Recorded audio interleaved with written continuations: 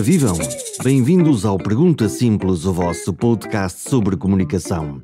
Nesta edição, falamos de saúde. O primeiro episódio de uma série de 2 em que falamos da maneira como o sistema de saúde responde aos cidadãos. Como os ouve, como responde às suas necessidades. À saída da pandemia e com ventos e investimentos favoráveis, à reorganização e melhoria da capacidade do nosso SNS, aproveitamos o Fórum Anual dos Administradores Hospitalares para fazer um retrato do que temos e do que precisamos para uma saúde mais ajustada às nossas necessidades. Enquanto ouve o episódio, aproveite para subscrever e ficar a par de novos conteúdos. Tem tudo em perguntasimples.com.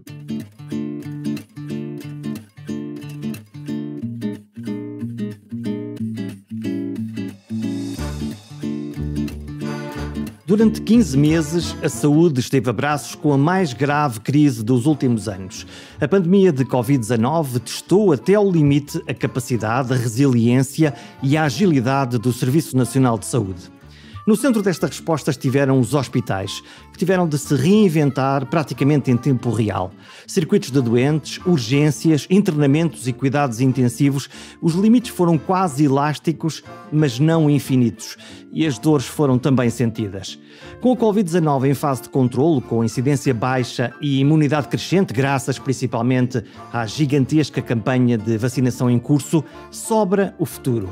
Com problemas novos e antigos, a saber, como recuperar os doentes não Covid, se devemos fazer mais consultas, mais tratamentos ou mais cirurgias, ou como melhor organizar e financiar os hospitais. Problemas antigos, como colocar os hospitais adaptados às necessidades dos cidadãos.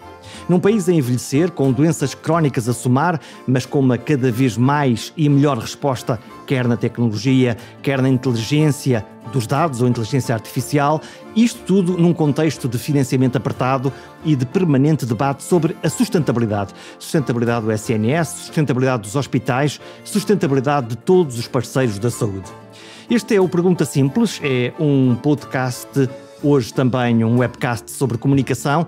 E hoje falamos de um tema que me é muito caro, a saúde, um tema em discussão. O convidado é Alexandre Lourenço, o presidente da APA, da Associação Portuguesa dos Administradores Hospitalares. Viva, Alexandre! Como é que os hospitais, nestes 15 meses, se portaram nesta provação geral da sociedade que foi enfrentar a pandemia do Covid-19? Viva, Jorge! Os hospitais portaram-se com extrema generosidade e dedicação a uma causa, a uma resposta que seria sempre difícil. E eu creio que a maior lição que nós podemos tirar destes meses é esta entrega dos profissionais de saúde, que foi excepcional, e, por outro lado, conseguimos fazer coisas que não imaginaríamos. Muitas vezes somos reconhecidamente organizações muito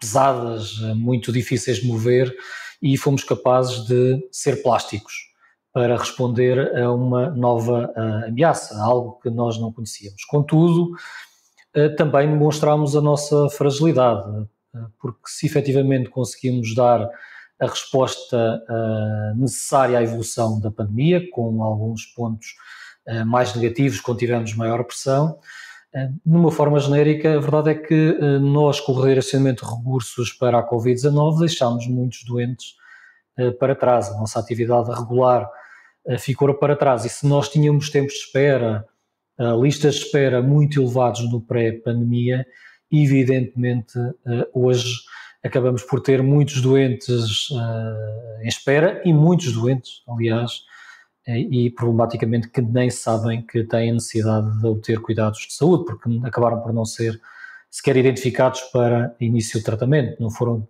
diagnosticados de forma atempada. Durante estes tempos Covid, e dado que estamos a falar de um período de emergência, notam-se seguramente mais fragilidades, até porque os sistemas não estão preparados, obviamente, para uma resposta a um tsunami de doenças, em particular de uma determinada doença. Olhando para o sistema, olhando para dentro dos hospitais, onde é que nós encontramos coisas que precisamos de robustecer para oferecer melhores cuidados em próximas situações de emergência ou de necessidade? Acima de tudo é a questão de planeamento, ou seja, como é que nós nos preparamos, como é que nós cenarizamos para este tipo de respostas. Todos compreendem, por exemplo, que existam exercícios de, por exemplo, em caso de incêndio. Como é que um hospital atuaria se tivesse um incêndio? Como é que os doentes são transportados? Qual é que é o planeamento? Todos nós sabemos que os hospitais, quando anualmente planeiam a resposta outono-inverno para os maiores picos nas infecções respiratórias, particularmente da gripe. O que nós não tínhamos era realmente uma resposta planeada, estruturada para uma pandemia com esta dimensão. E o que nós podemos também tirar da própria resposta é que os hospitais mais bem preparados, com melhores recursos humanos, com um planeamento mais apurado, com equipas mais estáveis, foram os hospitais que responderam melhor. O caso do Hospital de São João, o caso do Hospital Corri Cabral, que têm equipas já estáveis, que tiveram respostas e planear respostas para a SARS, para o H1N1, para o ébola, foram hospitais que evidentemente estavam mais preparados. Agora, toda a rede preparada para um fenómeno deste não estava preparada nem planeada, e mesmo o tempo que nós tivemos para preparar o outono e inverno, que era esperado em termos de pandemia Covid, e mesmo até de uma confluência de Covid com outras infecções respiratórias, esse tempo que nós tivemos acabámos por não nos preparar, porventura fruto de uma primeira resposta que foi suficiente face à evolução da pandemia. E eu creio que, passado este tempo, sabemos, e os hospitais hoje sabem como é que deveriam se comportar no caso de uma pandemia com estas características. Agora não podemos ficar descansados. É importante dar sempre o exemplo quase da gripe espanhola do início do século XX, que nos primeiros anos pós-gripe espanhola as estruturas estavam preparadas e sabiam lidar e lembravam-se da pandemia. Agora, para nós este evento foi singular durante os últimos 15 meses, mas corremos o risco daqui a 10, a de longo prazo, começarmos a esquecer a resposta à pandemia, este conhecimento, esta memória coletiva de resposta à pandemia. E isso não pode suceder e devemos estar preparados para próximas respostas, fazendo essas cenarizações, esses exercícios, para conseguir ter uma resposta mais coordenada, mais estruturada a estes desafios que certamente vão ser mais frequentes no futuro. Na primeira parte da pandemia em particular, agora também na segunda onda, muitos doentes tiveram ora medo de ir ao hospital, ou por outro lado o hospital teve que gerir recursos para a pandemia primeiro e muitos doentes podem ter ficado de fora, ou não diagnosticados, ou não acompanhados ou tratados convenientemente. O que é que podemos fazer para recuperar estas pessoas, estes cidadãos que necessitam obviamente do acompanhamento e de ser tratados a tempo e horas? Neste momento existe aqui uma urgência de identificar prioridades. É evidente que não se consegue ir a todas as áreas ou reativar todo o sistema. Uma das prioridades que já está identificada e que não é de agora é a questão dos cuidados de saúde primários, que são a base do nosso sistema de saúde. Sem os cuidados de saúde primários, os centros de saúde terem capacidade para diagnosticar precocemente doenças do foro oncológico, doenças cardiovasculares, doenças endócrinas, sem terem capacidade já de acompanhar os seus doentes crónicos e mitigar os efeitos dessas doenças crónicas, controlar essas doenças crónicas, todo o sistema acaba por ter grandes dificuldades de resposta. Reparem que é muito simples perceber, é que os hospitais são praticamente entidades passivas. Apesar de termos um serviço de urgência aberto para emergências, evidentemente, dependemos muito, e a nossa atividade depende dos doentes que nos são referenciados. E se nós tivermos essa porta de entrada do sistema, que são os cuidados de saúde primários, os cuidados de saúde primários fazem mais de 40 milhões de consultas ano, quanto os hospitais fazem cerca de 10 milhões, portanto fazem 4 vezes mais. Se os cuidados de saúde primários estão muito limitados no seu campo de ação, evidentemente nós não vamos diagnosticar precocemente e atuar precocemente para ter mais possibilidades de sucesso terapêutico. Daí que é importante ativar esta função. Não é só ativar o médico de família, os enfermeiros de família, que mesmo neste momento estão muito direcionados para o programa de vacinação, e é um problema que limita muito a capacidade, temos que também reinventar-nos um pouco e encontrar novas soluções. uma das soluções que temos vindo a lançar é, por exemplo, lançar modelos mais automatizados, mais ágeis de rastreio oncológico, facilitando a prescrição e a indicação para realizar mamografias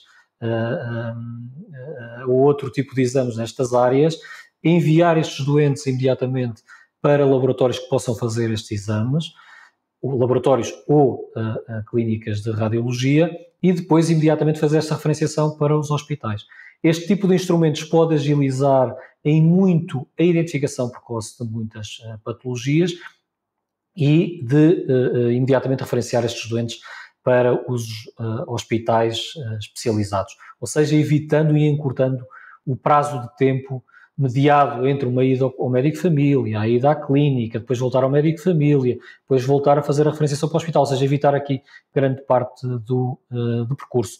Depois, por outro lado, nos hospitais é necessário realmente encontrar aqui soluções de aumento da oferta de cuidados, de realização de atividade muitas vezes fora dos horários convencionais, para realmente termos um aumento do volume dos cuidados prestados, que são cuidados que são necessários neste momento. É antecipável que nos próximos anos, e nós estamos sempre a falar de ganhos em saúde, no fundo o sistema de saúde promove ganhos em saúde, que possamos a ter retrocesso em algum tipo de doenças ou tipos de doentes que, por não ser possível responder dentro dos tempos a que estávamos habituados até agora e que recuperaremos no futuro, que possa haver uma curva descendente e depois ascendente dos ganhos em saúde?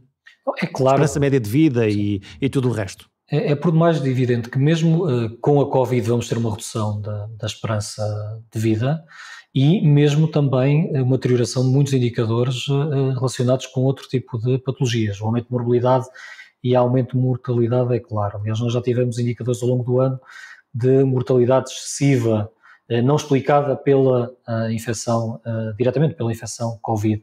Mas, evidentemente, temos aqui um conjunto de patologias, já vários clínicos têm dado nota de que os doentes acabam por chegar aos hospitais em estados mais avançados na doença oncológica.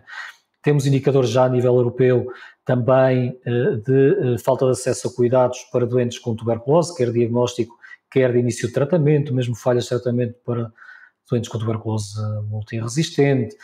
Temos indicadores também que começam a ser mais assustadores na área do acompanhamento de doentes diabéticos e das complicações da diabetes. Temos também indicações sobre fenómenos relacionados com a própria hipertensão. Portanto, temos aqui um conjunto de patologias que vamos ver alguma deterioração do seu estado. E, aliás, seria expectável que isso acontecesse. Aliás, era preciso ser demasiado otimista para pensar que nada disto teria implicação. Nós não podemos terminar um ano com menos milhões de consultas médicas realizadas sem isso ter efeitos sobre a saúde dos portugueses, ou menos 100 mil cirurgias, ou menos 400 mil pessoas rastreadas para os 3 cancros que nós temos prioridade a nível nacional. Portanto, era expectável que existisse e é expectável que exista esta deterioração dos indicadores de saúde. Compete-nos agora, neste momento, a todos nós, é mitigar esses efeitos. O Plano de Recuperação Europeu inclui a área da saúde, o chamado PRR, ou lato sensu, a bazuca europeia de investimento público por parte de fundos, ora a fundo perdido, ora empréstimos da União Europeia. Esperas que chovam milhões na saúde? Eu gostava que nós tivéssemos uma percepção mais dos resultados do que dos inputs, do que estamos a colocar no sistema.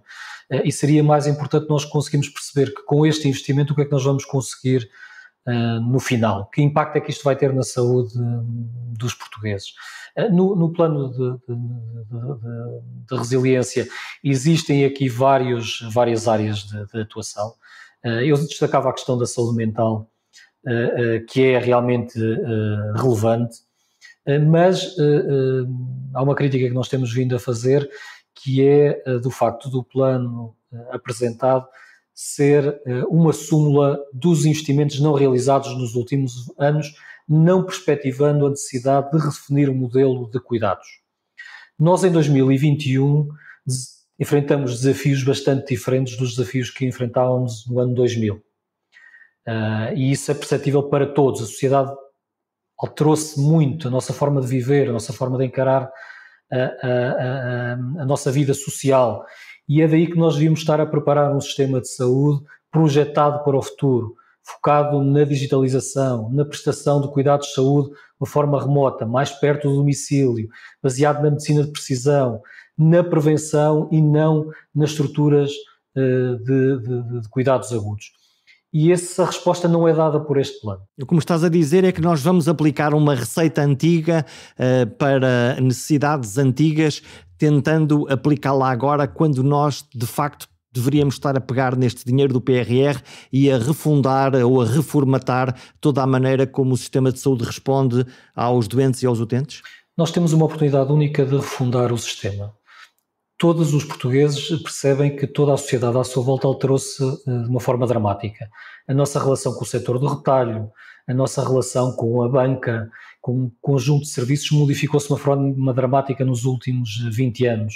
Há 20 anos nós não tínhamos smartphones, como temos hoje. Tudo mudou de uma forma dramática e é importante que o sistema de saúde acompanhe essa mudança. Por caso contrário, nós, como utilizadores do Serviço Nacional de Saúde, começamos a perceber que ele que não oferece serviços idênticos, pelo menos similares, a outros setores. E é importante reinventar essa forma de prestar cuidados. É importante que se perceba que o sistema de saúde está interessado nas necessidades individuais e responde às necessidades individuais de cada cidadão e depois, por outro lado, consegue ter uma resposta coletiva e que melhora a nossa saúde coletiva.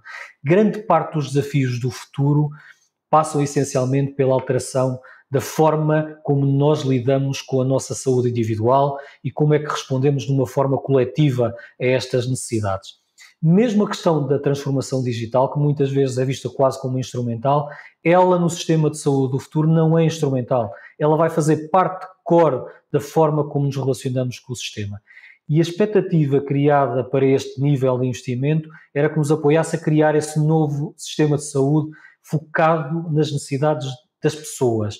Nós não podemos ter um sistema de saúde em que dizemos à pessoa a hora que ele deve vir ao médico, ao hospital. Nós devemos ter um sistema de saúde que pergunta ao doente qual é a hora que lhe é mais satisfatória. O sistema de saúde não pode estar centrado nas suas necessidades e nas suas preocupações individuais, deve estar centrado em responder às necessidades do cidadão. E é essa refundação do sistema que é esperada nos próximos 10 anos. É essa refundação de responder às necessidades concretas do cidadão, às necessidades individuais e sociais. Se nós perguntarmos hoje a um português de uma idade entre os 50 e 60 anos, grande parte das preocupações estão relacionadas com os seus progenitores, como é que lidam com as pessoas mais velhas, mais envelhecidas da sua sociedade, onde é que o pai vai ter cuidados de saúde, onde é que tem cuidados sociais, como é que concilia a sua vida laboral com cuidar dos mais velhos e cuidar dos mais novos. E o sistema de saúde deve ser capaz de dar essa resposta. E o que eu não vejo neste plano é essa reforma do sistema que garanta essencialmente maior transparência e participação do cidadão na definição das políticas públicas de saúde. E eu creio que essa é um sinal de maturidade que nós temos que dar nos próximos anos. É ouvir as pessoas e responder a estas necessidades individuais e concretas, ao invés de muitas vezes estar preocupado na própria organização e nas respostas internas às nossas equipas, à nossa estrutura, à nossa capacidade de resposta. E aí sim, é necessário a força que foi necessária para reinventarmos para a resposta Covid, é necessário ter essa força para nos reinventarmos, para dar resposta às necessidades individuais dos cidadãos. Quando falamos do saúde digital, o e-health, pergunto-te, isto da saúde digital é o quê e porquê que ela é importante para mim ou para os meus pais, dado que falamos dos progenitores, ou para os meus filhos? É importante para marcar uma consulta? É importante para ver o meu médico numa videoconferência? O que é isto da telemedicina no teu conceito, naquilo que tu achas que devia estar a ser pensado e aplicado em Portugal nos próximos anos? Não, todas as áreas que nós vimos que o setor que falei há pouco da banca ou do retalho já conseguem, que é este relacionamento muito mais próximo com o cidadão, essa é a base do e-health, ou seja, a consulta remota, a monitorização de doentes remotos, a reabilitação de doentes de forma remota, essa é a base. Agora imaginem um sistema de saúde que me consegue informar, dizer a sua tensão arterial traz-lhe um risco de a refeição que tomou hoje está a demonstrar uma glicemia demasiado elevada, contacte o seu médico. Nós estamos a falar de um sistema proativo que nos dá informações para sabermos como nos devemos comportar, como devemos utilizar o sistema de saúde. Esta questão da criação de modelos de inteligência artificial, de modelos preditivos no nosso comportamento individual, tem um ganho incomensurável. A partir de setembro, tudo indica que vamos ter os primeiros smartwatches com medições de glicémia. O poder destes dados de informar alguém que pode ter diabetes, tem um risco enorme de ter diabetes daqui a 10 anos, imaginem a influência que isto tem no comportamento concreto de cada um de nós. Mas para além disso, é ter a capacidade de prever episódios que nós consideramos agudos e inesperados e conseguir prevê-los com graus de probabilidade. Isto tem um poder enorme na proatividade do sistema de saúde, como é conhecido, é muito passivo e passamos a ter aqui uma possibilidade de gerir a saúde de uma população de uma forma global. Esse sistema do futuro está ao virar da esquina. O que outros países estão a fazer este caminho. Portugal, neste aspecto, e a Europa não podem ficar para trás, porque realmente o que nós estamos aqui a falar é de saúde e a saúde ajustada a toda a nossa vivência social, permitindo melhor qualidade de vida, melhor emprego, mais crescimento económico. E, essencialmente, dar vida e qualidade de vida aos nossos anos. Com esses dados vamos todos seguramente, se tudo correr bem, portar-nos com mais juízo, controlar os nossos indicadores de saúde, poder comer melhor, poder fazer desporto, estar alerta para estas questões, mas isto importa também do lado do sistema também um ajustamento, um acolhimento e depois saber o que é que pode fazer com esta quantidade infinita de dados que pode ser gerado, lá está, com os relógios, com pulseiras de monitorização, com tudo aquilo que for inventado nos próximos tempos. Imaginem o seu médico que consegue ver o seu genoma, o risco que pode ter, os seus comportamentos, os dados monitorizados e o impacto que vai ter na qualidade da decisão médica, no relacionamento entre o médico, o profissional de saúde, de uma forma genérica, e o doente. Nós estamos a falar essencialmente de uma nova forma de prestar cuidados de saúde. Agora, evidentemente, está, como disse há pouco, ao virar da esquina e isso vai ter um impacto enorme na forma como nós vimos os cuidados de saúde. Certamente os hospitais vão ser diferentes, vão ser hospitais mais vocacionados para o ambulatório, vamos ter outros prestadores de cuidados que neste momento não estamos a imaginar, prestadores de cuidados que nos apoiam no nosso dia-a-dia, que nos dão informações. Estamos a falar essencialmente de um sistema de saúde centrado em cada um de nós e que nos aconselha, não nos prescreve, trabalha connosco como um consultor e não como um prescritor. Já que estamos a falar de dados, de quem são os dados? Dos cidadãos, dos doentes, dos hospitais, do sistema, do Estado ou de quem os apanhar? Os dados são de cada um de nós e só nós é que podemos dar autorização à utilização destes dados. O que não podemos esquecer é o poder desses dados para a nossa saúde coletiva. E dados perfeitamente anonimizados podem ser utilizados para o desenvolvimento destes modelos preditivos que eu falava. Apesar destes dados são individuais, é necessário esse consentimento individual para tratar esses dados, mas evidentemente o poder desses dados é enorme. Mesmo no contexto europeu, fala-se hoje quase de um Health Data Lake, um conjunto de dados dos cidadãos europeus podendo ser utilizados para estes novos modelos de prestação de cuidados. Aliás, como outros países já o fazem, como por exemplo Israel já o faz. Este poder dos dados tem um potencial enorme nesta transformação de transformar os cuidados de saúde mais efetivos, mas acima de tudo, o sistema de saúde se focar na prevenção e não nos cuidados agudos. Falamos há bocadinho da bazuca europeia, do PRR. A primeira parte das notícias dava conta dos milhões da Europa, mas a segunda parte das notícias, que vieram semanas depois, falaram de uma coisa que é muito parecida ou recuperada das receitas da Troika.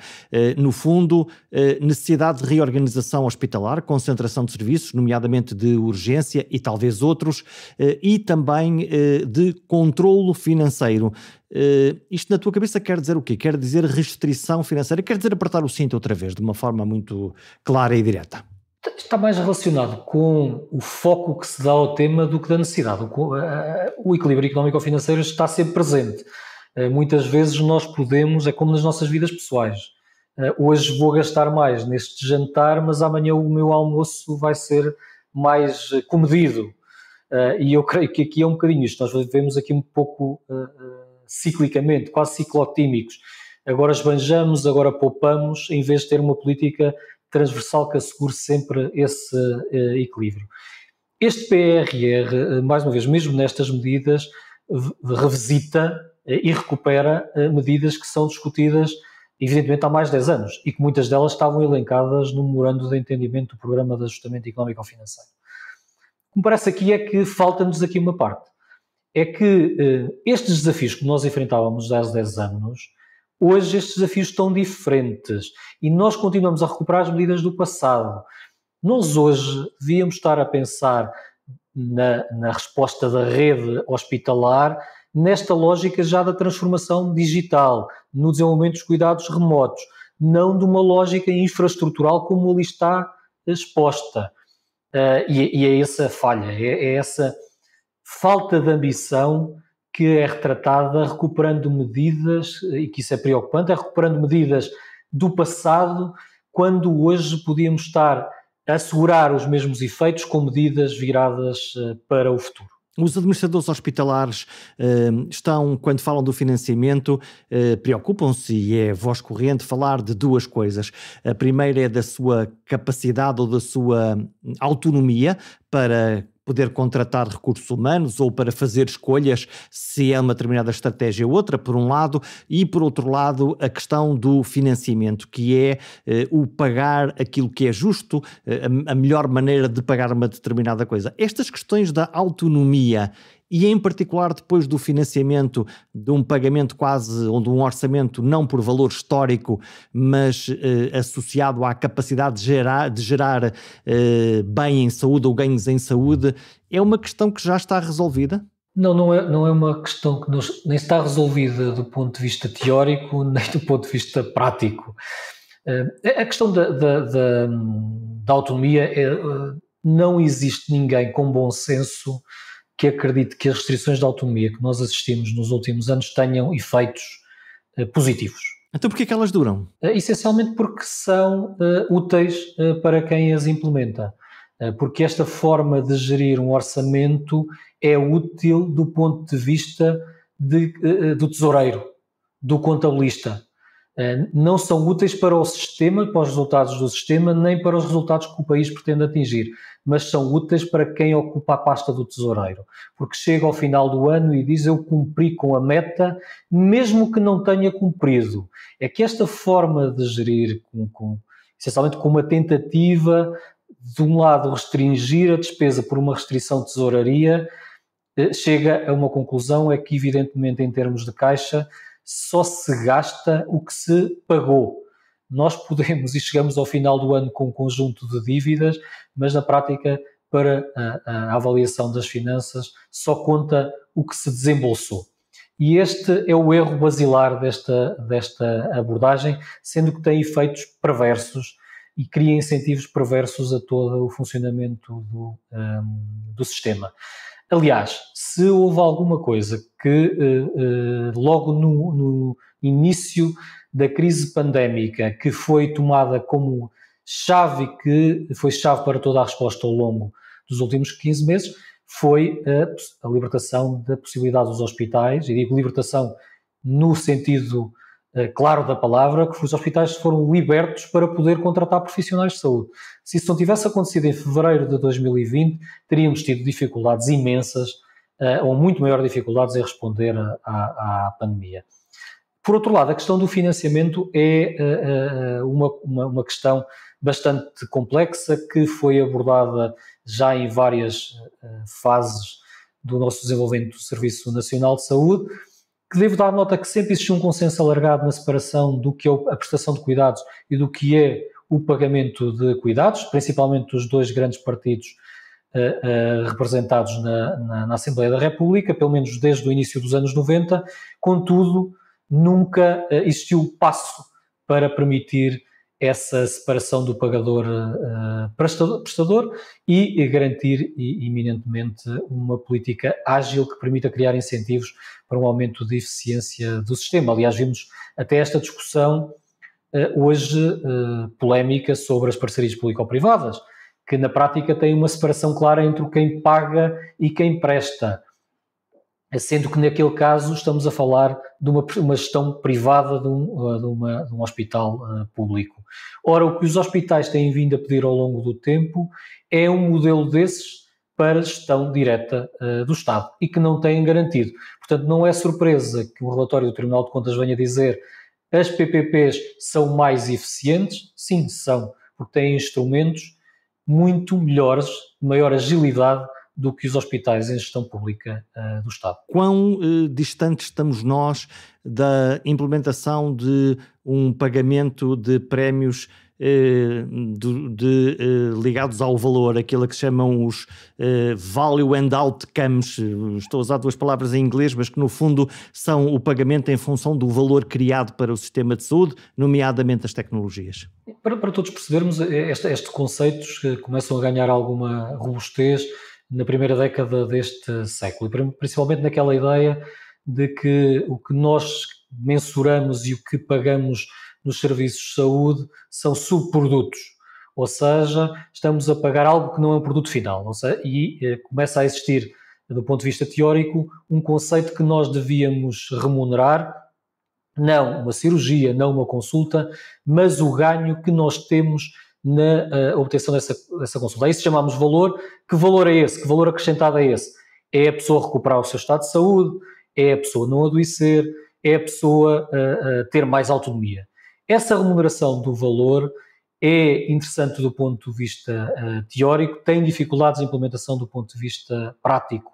O que nós tentamos fazer com vários parceiros é ter projetos que nos permitam demonstrar que esta é um caminho que devemos seguir, e temos vindo a fazê-lo na Conferência de Valor APA. Vamos apresentar resultados de um projeto que temos no IPO do Porto, em conjunto com a Rocha e com a Equivia, na área do cancro do pulmão, e que vamos apresentar, por exemplo, resultados nesta área. Como é que medimos resultados? Não só do ponto de vista de resultados clínicos, mas também resultados do ponto de vista do doente, do que é que o doente valoriza, do que é importante para o doente, do que é que o doente experiencia. E são formas de começarmos a dar estes passos. E em Portugal começamos a dar passos grandes neste sentido. Agora, convenhamos, existe aqui um caminho longo. Para além disso, para além desta questão do valor, também temos que perceber o individual, temos que falar do valor coletivo. E faz sentido também começarmos a pensar em remunerar de acordo com a evolução do estado de saúde de uma comunidade específica. Isto está a ser feito em vários países, pode ser feito em Portugal, por exemplo, no caso das unidades locais de saúde, que há uma responsabilidade sobre a saúde de uma população que reside numa determinada área geográfica, e se aquela população melhorar o estado de saúde, se reduzir, por exemplo, os infartos agudos do miocárdio, se tiver menos recém-nascidos de baixo peso, se tiver menos obesidade, podem existir aqui também programas que vão valorizar esses ganhos. Estamos a fechar esta entrevista. A última pergunta para ti é: daqui a 10 anos, o que é que tu esperas encontrar no sistema, serviço, no que for, não interessa, no sistema de saúde português como cidadão? O que é que tu esperas que aconteça daqui para lá, para quando chegarmos daqui a 10 anos, te possa o sistema, o serviço, oferecer-te o quê? Espero um sistema que não é a mim que deve-se oferecer, é aos portugueses. E, por um lado, que não tenhamos a oferecer, essencialmente, equidade no acesso a cuidados de saúde. Nós temos um país que ainda hoje tem, quando comparamos pessoas que terminam a escolaridade obrigatória com pessoas que não terminam essa escolaridade obrigatória, temos um risco de 4 vezes mais de ter um diagnóstico de diabetes, ou 3 vezes mais ter hipertensão, ou ter 3 vezes mais doença pulmonar obstrutiva crónica. O que eu quero daqui a 10 anos é um país em que todos tenham os níveis de saúde aceitáveis. Quero ter um país que uma pessoa e qualquer cidadão não vá a uma farmácia que tenha que fazer escolhas pelo medicamento que vai levar. Essencialmente, pretendo que o sistema de saúde seja mais justo e que tenha contribuído para a nossa felicidade coletiva e para o crescimento económico do país. Muito obrigado, Alexandre Lourenço, é o convidado deste Pergunta Simples, numa edição para falarmos da maneira como os hospitais preparam o futuro e as melhores respostas para os cidadãos. No fundo, para todos nós.